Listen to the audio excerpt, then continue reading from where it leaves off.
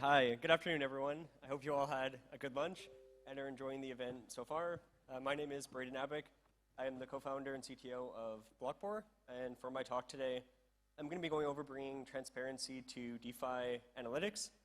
The title is a little bit of clickbait, but basically I'm going to be going over some of the benefits of DeFi, some of the problems with DeFi, and some ways us as a community and us as an industry could bring more transparency into decentralized finance. And so the first question, and the question that we're going to try to answer throughout this keynote, is how much transparency is there in DeFi data and analytics? So I guess as kind of a preface, we could use a recent event that had occurred in the blockchain space, which was the unfortunate downfall and collapse of FTX. For those of you who are unfamiliar, FTX is one of the largest centralized exchanges in the space. They recently declared bankruptcy. And there's been a lot of, I guess, bad PR, some interesting PR, I guess, some news articles.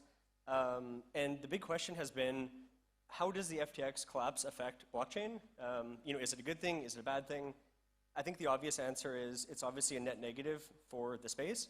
But I think certain segments, certain areas in blockchain, such as DeFi, could actually get something net positive out of something like this. I think it really outlines the importance of decentralized finance and kind of highlights some of the issues that centralized providers and centralized exchanges have.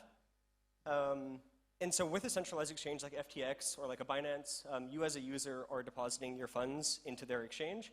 You could then trade those assets, and then hopefully, if all goes well, you'll be able to withdraw them at the end. If we look at DeFi, DeFi is a decentralized alternative, and one segment in DeFi is decentralized exchanges. So with a decentralized exchange, you can basically trade assets in a peer-to-peer way, and you don't have to have a counterparty, and you're always in control of your assets, of your tokens, and you don't need to trust a centralized third party.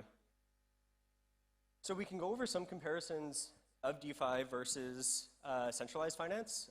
Since we've already been talking about exchanges like FTX, we can look at two examples. So on the left-hand side, we have a sample trade that occurred on a centralized exchange, which was Binance. And on the right-hand side, we can see a sample trade that occurred on a decentralized exchange.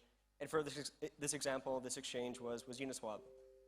So on the left-hand side, we can see a couple basic object properties. We can see the price of the trade, the quantity of the trade, and then a couple Boolean fields below.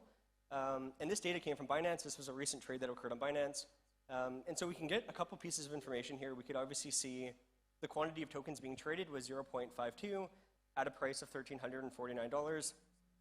But this information is very sparse. We don't know who this trader was. We don't even know if it was Binance themselves trading against their users. We don't know if it was a market maker, if it was Alameda, if it was a regular user.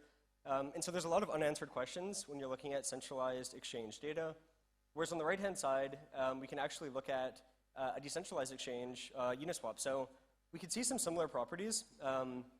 We can see obviously the amount that was being traded, the quantity, the price, but we also get some other information such as the block number that this trade occurred on, the TX or the transaction hash, and we also know who this trader actually was.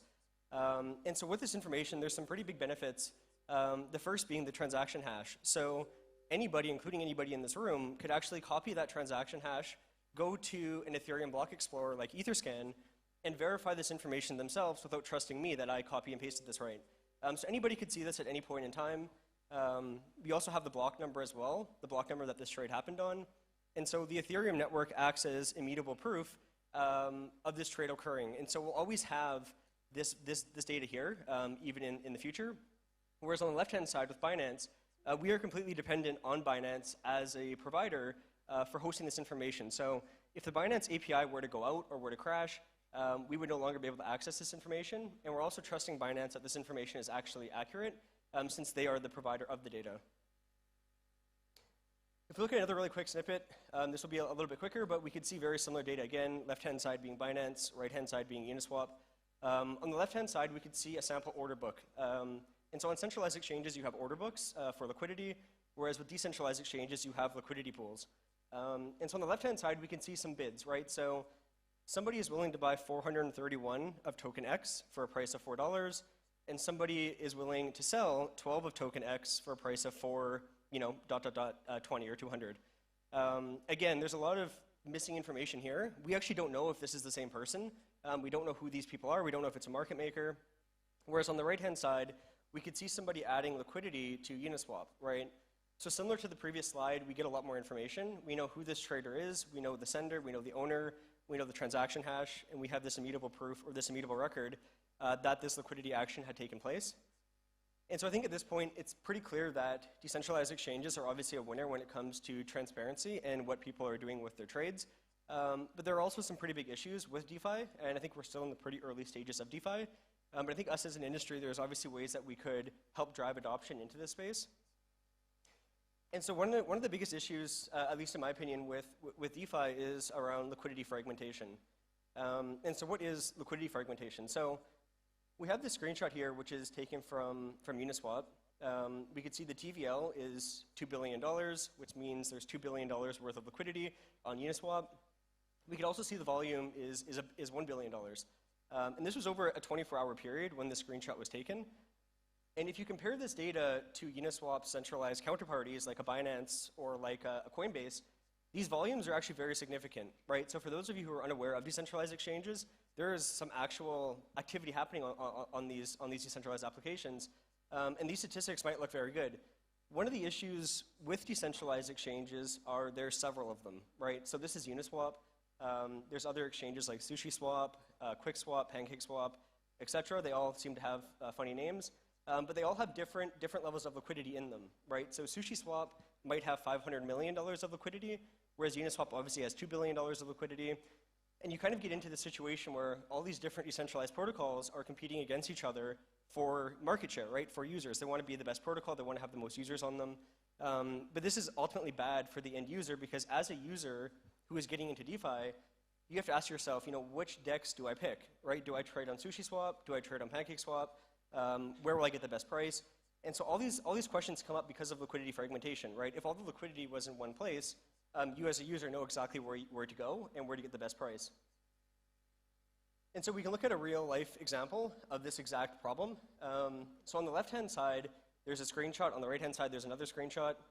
Both of these screenshots were taken at the exact same time, but there's different values in them. So the left-hand side is on Uniswap. And so if I was a user and I wanted to trade 10 Ethereum, and I wanted to buy the Synapse token as an example, on Uniswap, I would receive 17,221 Synapse tokens, which is great, right? So as a user, I might just execute that trade, get my Synapse tokens, and be happy. But if I had looked at other avenues or other sources of data, I would actually be getting a better price had I traded somewhere else for this particular example.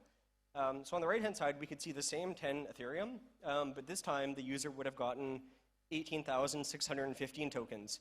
So obviously there is a benefit with trading on the right-hand side, which was through a trade aggregator, than just using Uniswap. And so as an end user, I think it's important for these types of things to be well communicated. I think that DeFi is a relatively new and complex place. And so I think if we want to get adoption and users into this space, I think it's really important that we make these things clear, we make it easy for the user to understand, and also easy to gain access to liquidity. Okay, so why is it important to bring more transparency to DeFi? So there's three reasons here. The first reason why it's important to bring more transparency into DeFi is to have a better understanding of risk, right? So as a user who's just getting into DeFi, there are certain liquidity pools, there are certain tokens, there are a lot of scams out there. It's very hard to identify and quantify risk when you're dealing with decentralized assets. And so I think us as an industry could do a better job at showing some risk factors, whether that's health of liquidity pools, whether that's how many people are providing liquidity into a pool. One small example of this is if you were trading assets in a pool that has $10 million worth of liquidity, if that $10 million of liquidity was provided by one person, how safe is that pool, right? These are types of metrics that we don't currently have, or it's very hard to access them. I think that one thing that we could do to bring more transparency into the space is to just have a better understanding of overall risk when you're interacting with these decentralized protocols.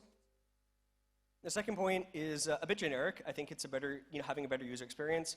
I think most people in here would agree that Web3 is pretty notorious for having a relatively bad user experience. A lot of the applications are very nice, but it's just very complex to navigate. If you were a new user in the space, you'd have to explain how to use MetaMask.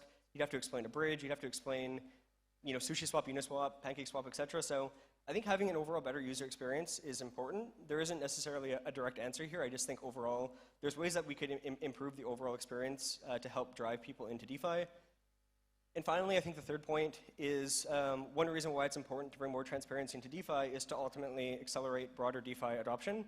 I think that there's a lot of institutions, there's a lot of hedge funds, there's a lot of people that are now hearing about DeFi. You know, things like the FTX collapse, I think, really highlight DeFi and the benefits of DeFi. And so I think bringing more transparency into the space would actually help us accelerate as an industry to bring DeFi to a lot more people and to open up more opportunities for people. So now that we've outlined some of the importance of more transparency, how can data sources, providers, and users actually bring more transparency into DeFi? So how can we solve these problems? So the first point I have here is unbiased data aggregation. I think that this is an interesting point. I think that there's a lot of data providers. There's a lot of crypto news websites, crypto magazines, and some of them clearly pick winners, right? There are some hedge funds, some websites that openly admit to favoring certain chains, certain networks. I think unbiased data aggregation is incredibly important. I think that if we're trying to pick winners in this space, I think it's ultimately bad for the end user. I think trying to acknowledge and embrace the multi-chain aspect of crypto is probably the best path forward to help drive better user adoption. The second point here is user-centric liquidity aggregation. So early on, I showed a screenshot of 1inch, which is one trade aggregator. There's also others like 0x, Matcha, etc. I think overall, us as an industry need to encourage trade aggregators and make it easier to access them, easier to use them, and easier to understand. And so as a user, you don't need to know if Uniswap is the best place. Instead, you can go to a trade aggregator and they will tell you where the best place is to actually execute your trade. And the third point here is to provide easier access to cross-chain liquidity. This kind of ties into trade aggregators in the sense that as a user who's on Ethereum or might only be familiar with Ethereum, there could actually be better sources of liquidity on other blockchains. So if you were to bridge to Polygon and use QuickSwap, you might have a better price execution than Uniswap on Ethereum. And so again, I think this kind of ties into the second point with liquidity aggregators or trade aggregators, making it a little bit easier for people to access cross-chain opportunities and easier to understand what's actually going on in the space. So I think overall, we're in a very interesting time. I think in DeFi, I think that there's a lot of things pointing towards DeFi being a very good option for a lot of people to get rid of, I guess, centralized risk factors. I think that there's a few things that we could do to make these things a little bit easier. So that kind of wraps up what I have here. Hopefully, it shines some light on some of the issues, some of the benefits, and kind of where I think that we're headed and how we could do a little bit better overall. So appreciate everybody being here and listening. And yeah, thank you very much.